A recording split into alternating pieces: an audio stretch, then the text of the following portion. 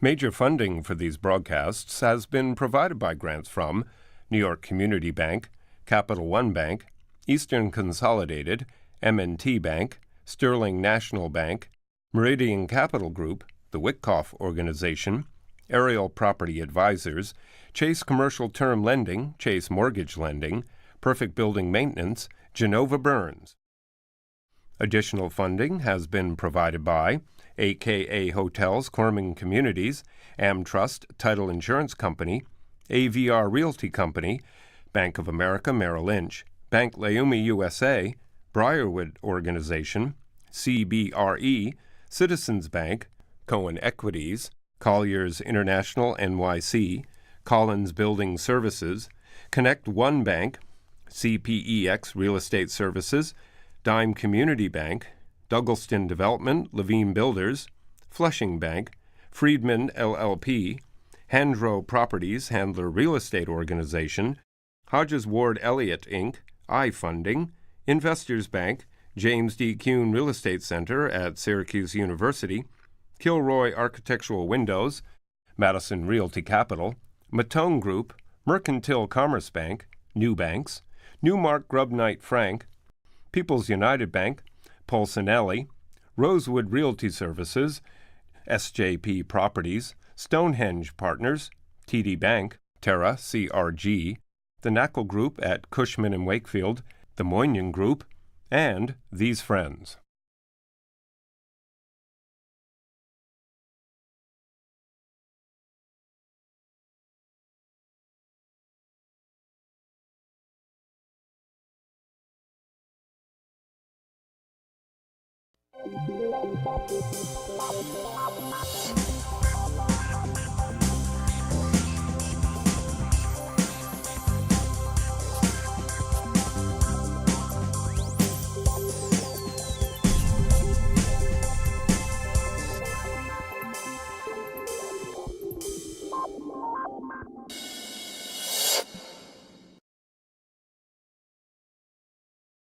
It's the Bronx. It's the place where the Yankees are. There's a soccer team. There are new train stops. There are new ferries. There's hotels. There are developments.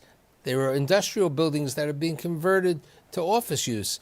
And it's a great place to visit, to shop, and to be at. So today I've assembled this group of distinguished business leaders to provide their insight in what's happening in the Bronx.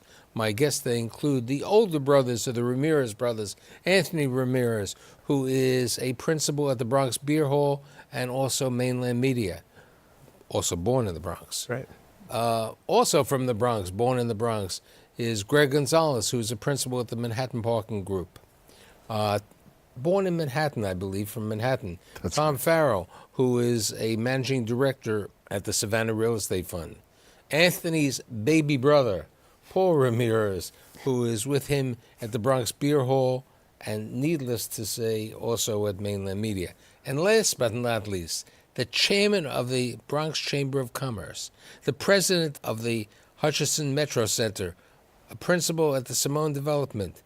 Joe Kelleher. I didn't want to screw up this pronunciation. So now, how many years have you been working in the Bronx? I mean, because, you know, you were originally from Manhattan also. I was, Michael. That's a good question. About 15 years ago, Joe Simone called me, and I was sitting nicely in a beautiful office on Park Avenue, and he said, Joe, I'd like to know if you'd like to move from Park Avenue to Morris Park Avenue. So at least it had a park in it. Exactly. What have you seen happening in the past 15 years in the Bronx? Well, I've seen an amazing economic development going on in the Bronx. You know, just to touch on the Hutchison Metro Center that you mentioned in the introductory, I mean, that was an area that was underdeveloped. It belonged to the Bronx Psychiatric Center. And today, after developing 2 million square feet of commercial, office, hotel, retail, we have approximately 7,500 people working in that complex today. So there alone, I've seen an amazing impact. Of those 7,500 people who are working the complex, how many of those people would you say live in the Bronx? I would say that 80% of those people are living in the Bronx. And there are people who do commute from New York, take the number 6 train, and they shuttle over with our efficiency bus shuttles So how far are you from the number 6 train? About 3/4 of a mile. Is it walkable? It is walkable. Matter of fact, when we have people visiting from out of town at the Marriott, I'm amazed at how many want to walk to the train station. And I say, well, why don't you take the shuttle? They say, we want to experience the New York streets, and we want to take the subway. So people don't mind walking to the subway. It's a nice experience. Let's talk a little bit about what Savanna is doing in the Bronx, because you've invested a lot over the years in Manhattan, was the majority of your investments. Now you've invested in the Bronx. Tell me about what you see out there and what your plans are for the development. Sure. So our building's the Bruckner building. It's about 170,000 feet right on the 3rd Avenue Bridge. It's about a 90-year-old warehouse building that we've done now, just completed actually in the last few months, a gut renovation of all the major systems, the lobby, the elevators. A lot of the exterior work is done at this point, and it's a mixed office, but also flex, light manufacturing, if you will, play. And we're marketing now to those tenants. So what we saw really coming into that area was a great building, very close to transportation. I think to Joe's point, people want to be able to walk to the subway. We're 3 blocks from the first stop in the Bronx on the 4, 5, and 6 trains, which is important. And we're also right on the bridge, so you can connect back into Manhattan very easily or get on the Deegan or any of the other highways. I think there's been a lot of publicity around a lot of the residential development in Mott Haven and other parts of the South Bronx. So we took a slightly different tack, saying there's all this activity, huge amount of economic activity, huge amount of interest in the Bronx. Let's make a building that's a commercial home for all that activity. So whether that's true office space or more of a flex manufacturing type space, our building offers that to everyone. Who's taking space? It's a pretty mixed bag, actually. I'd say you see a lot of interest from the not-for-profit sectors on the office side. Certainly, folks who have a lot of activity or business in the Bronx related to their company, so they're looking to open an administrative office or other components. And then we see a lot of other commercial sources. We're talking to folks who do food production. We're talking to artists. We have a number of artists in the building. We have some furniture restoration folks and other kind of light manufacturing uses that want to be a part of this dynamic neighborhood that's changing, that has a lot of change to come, but has already got a lot of great stuff going on in it. Mr. Gonzalez, you've been in the Bronx for 51 years. Okay? That's true. So you've been there. Let's talk about how you see the Bronx in a variety of ways. You operate you have about 20 parking lots In the Bronx, yeah. in the Bronx, but you're also involved with Joe, involved with the chamber over there, and you're also involved with Einstein and the community. How do you see what's going on in the Bronx? I see, as Joe mentioned, tremendous development. I think back to the Bronx terminal market, and we know what kind of blight that was on the community when, before it was developed, it was really a seedy area that people would come to the Yankee games and leave with the thought that the stadium is beautiful, but the surrounding areas are in disrepair. And at the Bronx Terminal Market, where we operate the garage, you have a multitude of big box stores operating there, clean, You mean successful, the related project? the related development. Prior to us coming in here, you had mentioned the hub. We also operate at 3000 3rd Avenue on behalf of Related at the Department of Finance. So I see a lot of new developments going on, a lot of investment. People are bullish on the Bronx, and I think it's going to continue. But what, before I haven't picked on, Mr. Anthony or Paul yet, but I'll get to them in a second.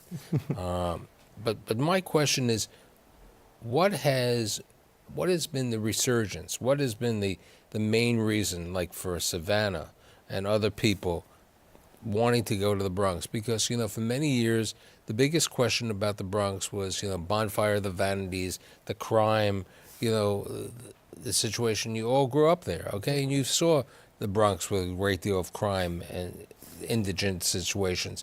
What do you see? What has helped the Bronx? Michael, I think when I go back 15 years ago, I mean, we felt that the Bronx was under-officed. There really wasn't a lot of Class A office space. So when we built the Hutchison Metro Center, in a sense, it was a vision. We really weren't sure what was going to happen. But as we developed these buildings and we realized that there are physicians that didn't have adequate office space, or they had great patient experience. But couldn't we also attribute a good portion of that is to the success of Steve Safer and his team at Montefiore? I mean, Montefiore is one of the largest employers in the Bronx. Okay, the fact that they have the ownership or involvement with Albert Einstein College of Medicine, they've created a major hub of business in the Bronx. They are the largest employer in the Bronx. Mm-hmm. You also have Bronx Lebanon. You had other Misericordia at one time. You have the VA. You have other healthcare. But that's been one market. But if someone said to me 5 years ago, would I see a Marriott hotel up in the Bronx, I'd probably say, you're crazy. Yeah, you're right. Well, when we did the feasibility studies for the hotel at first, they didn't come back very favorable. And we sat as a group and said, we feel that if we build a hotel, the first hotel in the Bronx, that this would be a great success. Isn't there the Bronx Opera House also? Yeah, sure. True. But, the Marriott Residence Inn is a class A floor. No question. I was just... So when you go out to invest your money in building something like a Marriott, you're bringing in all of these people who are part of that reservation system, who are coming from outside of New York at a better rate rather than being in Manhattan. And I think what you just brought up is a very important thing. I remember doing some hospitality shows and people saying having the Marriott brand didn't help them just get people over there. Okay, native born, Horace Mann graduates, Columbia, Lehman College. Okay, how do you come up with an idea called the Bronx Beer Hall on Arthur Avenue? Okay, I mean, people know Arthur Avenue has the best Italian food. That's right. But how we'll let the older brother talk first, then the younger brother. Feel free to jump in. But, it started not so much as a beer hall, but, we are born and raised in the Bronx, and we say that the Bronx is the proudest of the 5 boroughs. And we're very proud of where we're from and the community that we come from. And so it didn't start as a beer hall. It started as trying to show others that the Bronx is more than burned out buildings and crime and drugs, but there's actually a lot here that is we're as rich with culture and history as any other city in the world. So we started 10 years ago now? 11. 11? I lose track. But, we started as the first thing we did was save up some money, and this is before Google Maps, rent helicopters and take photos of the Bronx from a helicopter, so you could see the Bronx as it connects to the rest of New York City, but also as it connects to the rest of the United States. And that's how we started. And so we created merchandise, and we did a lot of pop-up shops, and eventually we had a pop-up shop in Arthur Avenue. And I'll let Paul take it from there. Well, I think one thing that he missed was that in taking these aerial shots of the borough, which had never been done before, is actually a change in perspective. So not only for us, whether it's within the office setting or within a classroom setting, but for the youth we were working with at the time. And the idea is, as long as you're shifting perspective, you're not just seeing the same block, the same building in front of your eyes every day. It widens. It widens. I was reading a little bit about you. You said all the other boroughs have beer halls. I didn't know they had beer halls. Oh, they do. Okay. Why do you think the Bronx needed a beer hall? Well, the idea behind the Bronx Beer Hall, as I was saying in the green room, is that we pride ourselves first and foremost on being a communal space. Beer halls are inherently communal spaces. So what better place than the Arthur Avenue Retail Market, which is a historically landmark building, to create a new communal space? It could have very easily have been the Arthur Avenue Beer Hall. It could have been the Little Italy Beer Hall. But the idea is to reclaim... It could have been a soda shop. It could have been a soda shop, right? It could have been just a regular pop stand. But the idea is to really reclaim the Bronx aspect of Arthur Avenue. Arthur Avenue is the #2 tourist destination in the borough. And unfortunately, it underserves Bronxites. Bronxites don't see the need, and Bronxites don't go and do their regular shopping, their weekly shopping. They'd rather go to a Whole Foods downtown. They'd rather go to a Trader Joe's, something else. So we had the opportunity there to reintroduce the Bronx to Arthur Avenue while introducing tourists to Bronx culture today. How do you see Arthur Avenue? I think it's fantastic. I've been to the hall. I think it's a great addition. I really do. I'm never unhappy leaving there, Michael. We didn't ask. You could there's see. a certain, but my question is, what makes a fabric of a community is, as I was saying at the beginning, it's a place to live, shop, work, and visit. Yep. So Right. what you're having over here is many of the components over there. What's missing, or what's going to help grow the Bronx in the future? Okay, That's my question. Tom? Well, I think it starts first, if you go back, right, to how did this begin? Starts first with public safety in many aspects. Once you have public safety, a lot of people feel comfortable investing, they feel comfortable growing their businesses, and that you have wonderful communities all throughout the Bronx with deep, rich history, everything Anthony was talking about, that were already there, right? And they were just waiting to grow, and now they had the opportunity to do that. That's now been combined with all these forces coming from other parts of the city, where you've got people getting not necessarily priced out, but looking for alternatives to parts of Brooklyn, Harlem, for definitely, as well as parts of Queens. And so they're coming and they're taking a new look at the Bronx. And so you've got this great native community that's there, right? That's ready to grow, that's investing and doing wonderful things, added with a new wave of folks coming from other parts of New York, and all the development that's coming with that and everything else. And I think that's what's really pushing things to the next level. But what happened, I'd say, from the 2001 to 2013 or 14, the largest amount of development, excluding what you guys did at the Hutch and also at certain of your retail and other centers, was a lot of affordable housing being built on blighted land. Right. Okay, that was the majority. I remember my initial visits up to the Bronx were these affordable housing complexes with Barica College and with other institutions over there, which were literally built for the opportunity of transferring the tax credits from the Bronx to Manhattan. They weren't truly built to beautify the Bronx. They were built because there was this vacant land, and you know what? It was a place, as affordable housing developers said to me, it's a place where I can build because I could buy the land for $20 a foot. It didn't matter to me what the rents are. I'm going to make the development fee. What happens to those developments? Because those are not market rate. Those are lifetime affordable developments. What happens in your mind? Well, I mean, I think that if you look at the other boroughs, today, when we were kids, Long Island City was all, industrial. Today, you can't afford an apartment in Long Island City or in parts of Brooklyn. And the Bronx is the new frontier. The next 10 to 15 years, I think we're going to see an amazing development in the Bronx, especially with residential, attracting, the younger people that are moving to New York that can't really afford apartments. But you bring up a good point, and I'll approach the other Ramirez, Paul. Yes. You're both in the millennium. He's too old. Right? Yeah, he's aged out, but I'm a millennial. Okay. Yeah. Now, I hear, when people come on my show and they say people from around the world are coming to New York City, which is a fact, and they want to live. Now, I haven't heard that many say, I'm looking to move to the Bronx right now. Right. I really, maybe it's changing, okay? Perhaps it's changing, but I hear, I'll pay, I'll have a co-living situation in a 7-story walk-up in the lower Manhattan, as opposed to, they're not thinking of the Bronx. I think it's a gentrification. I think it's an education that the chamber, that you people involved with the chamber have to do, and I think part of it is what Tom's group are doing by bringing people there. It's not hip yet. Well, what we are seeing is a lot of Bronxites, millennials, and Anthony's age, however old that may be, reinvesting in the borough itself. So you see a lot of people that realize the value. Hey, I've been taking a train downtown and it's only a 45-minute commute. I'm gonna stay with my 45-minute commute and I'm gonna head into Midtown for work, and I'm gonna come and I'm gonna buy, whether it be a condo, a co-op, some larger property in the Bronx. I think that we're seeing just more Bronxites realizing the value and seeing what happened to Brooklyn overall and not wanting that to happen to our borough.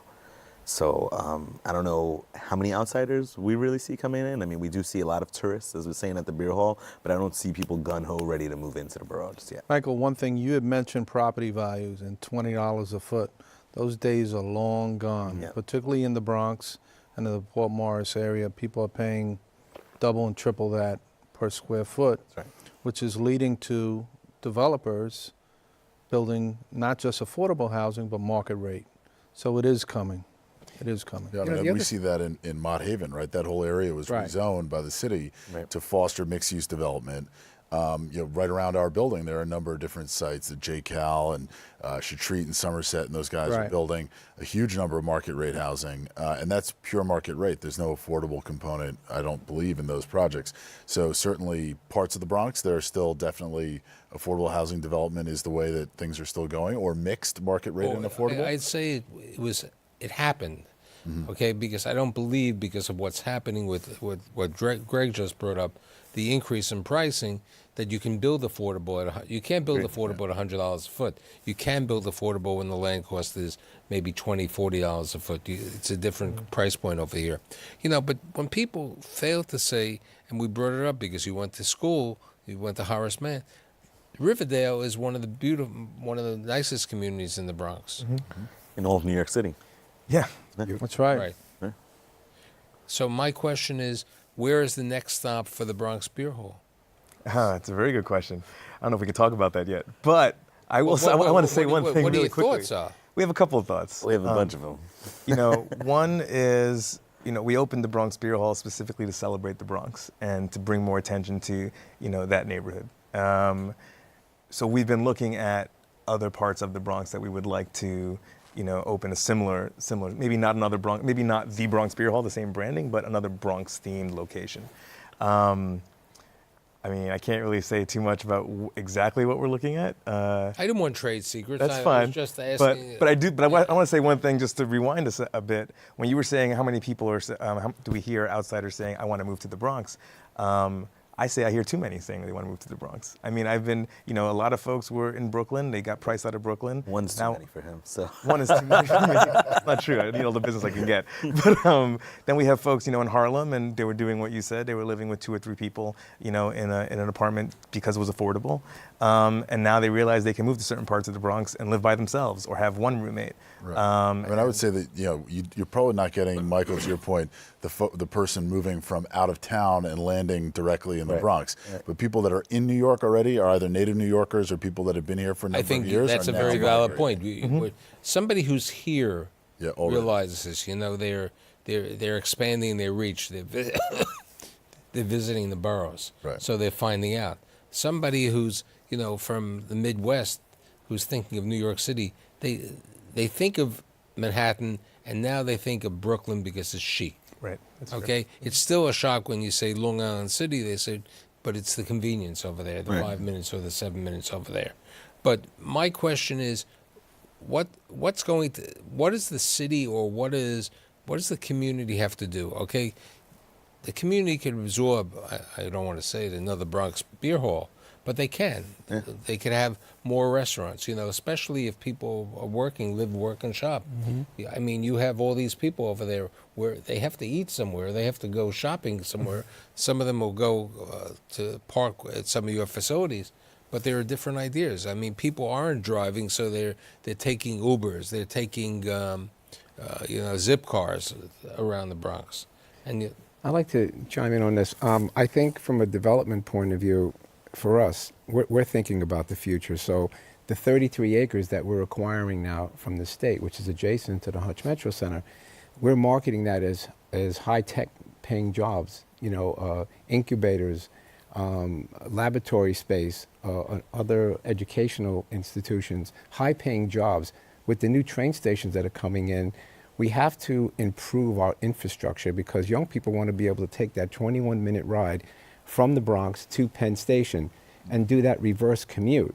And if we can attract, and we can, businesses that normally maybe wouldn't look at the Bronx because they don't have the labor pool available to them, we're trying to create that space. But I think you just brought up a very valuable point, the labor pool. You have to be able to have the labor pool. In Tom's development, you're 5 minutes from Manhattan. Sure. It's a different labor pool. When we're going to different sections of the Bronx, Arthur Avenue, it's not 5 minutes from Midtown Manhattan. Right. But people want to go there because they know about the food, they know about the environment, they know about that. Fordham Road shopping centers, Fordham Road is still one of the most active retail communities. It does well, it's over there. No one could deny the Yankees are over there, the soccer team is over there, there are other developments. We must need is that you have to have the new train stations built. You have to have the ferry systems over there. You also have to resolve the potential problems that there's still crime in certain pockets of the Bronx that have to be resolved. And I think that's over there. You, as a businessman and as a community leader, what do you see the next steps for the Bronx? Well, first of all, we're bullish on the Bronx. We believe in the Bronx. As you mentioned, I've been in the Bronx 50 years, and we just love the upside of the Bronx. I think that it's only going to get better. I think that these areas we spoke about are going to have market rate housing, and I think it's fantastic, and it's a tremendous upside. The Bronx is the next area, the next destination. You had mentioned Long Island City. We believe that the Bronx is already gentrifying and making its way. And I think something that Joe just brought up, which I think is valuable, is exactly what's happening today in Roosevelt Island. We have Technion over there with the Technion Cornell. The campus should open next year. I've been viewing it, and that's changing. It's also having a double value because Roosevelt Island has a limited space. So what's happening is the housing, which is on the Manhattan side to Roosevelt Island, is becoming busier because they could take the ferry over or the train. The Long Island City side is over there in the same manner that if the Bronx has the tech market over there, you can absorb people from New York City, and needless to say, how far is the Bronx from New Rochelle, from Yonkers? I mean, Bronx and Yonkers is what, 5 minutes? And listen, there's a big reverse commute from the Bronx too. Sure. I think that the Fordham Road station is one of the busiest stations, and people are going to White Plains and to Connecticut on that reverse commute. So, the infrastructure is really important to have improvement, and we need to have a better connection to New York, especially in the Northeast Bronx anyway, because we're a little further away. Now, how is the promotion? Who's promoting the Bronx? Okay, the chamber, okay. How are you promoting the Bronx these days? More than other boroughs?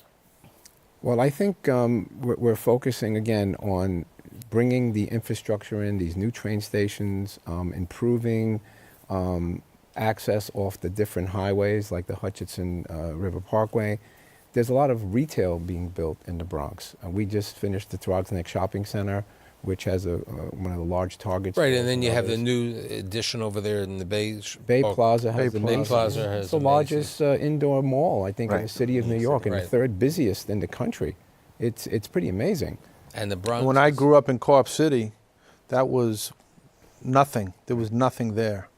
Right, no. So, the Bronx, things are taking place, and I think with businesses and funds and other investors, I think the growth is going to continue to grow for the foreseeable future. The Ramirez brothers are still young, and they'll keep busy. That's right. Okay? Everybody here except for me and Joe are older. Okay? But no offense. And I'd like to thank Anthony, Greg, Thank you. Tom, Paul, and Joe, and I'll see you next week, and go Bronx.